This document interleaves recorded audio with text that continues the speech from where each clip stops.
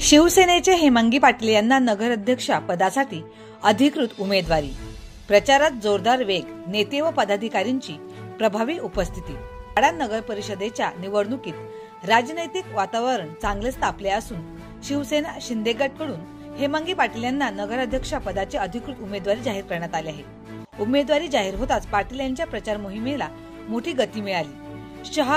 शहरातून ते ग्रामीण भागापर्यंत मोठ्या प्रमाणावर प्रतिसाद मिळत असून शिवसैनिकांमध्ये उत्साहाचे वातावरण निर्माण झाले आहे।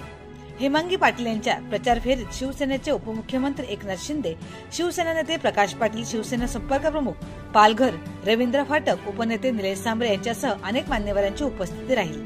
मोठ्या नेत्यांच्या पाठिंब्यामुळे शिवसैनिकांमध्ये नवचैतन्य निर्माण झाले असून प्रचार अधिक जोमाने सुरू आहे।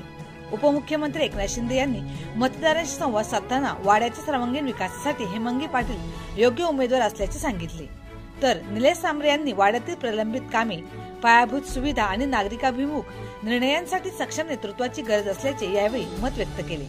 शिवसेना पदाधिकारी व कार्यकर्त्यांचा उत्स्फूर्त सहभाग। प्रचार यात्रेदरम्यान शिवसेना पदाधिकारी, स्थानिक शाखा प्रमुख, युवा सेनेचे कार्यकर्ते तसेच महिला आघाडीचा उत्स्फूर्त सहभाग पाहायला मिळत आहे। रॅली, पदयात्रा, घर घर जनसंपर्क अभियान, सोशल मीडिया प्रचार यामुळे हेमांगी पाटील यांच्या प्रचाराला वेग आला आहे। हेमांगी पाटील यांचे शांत स्वभाव, महिला नेतृत्वाला मिळणारा प्रोत्साहनाचा संदेश आणि वाडा शहरासाठी विकसित व आधुनिक नियोजनाची हमी यामुळे अनेक मतदारांमध्ये सकारात्मक चर्चा आता सुरू झाली आहे। नागरिकांच्या अडचणी ऐकून त्यावर तात्काळ उपाययोजना करण्याच्या त्यांच्या भूमिकेनेही त्यांना चांगला प्रतिसाद मिळत आहे।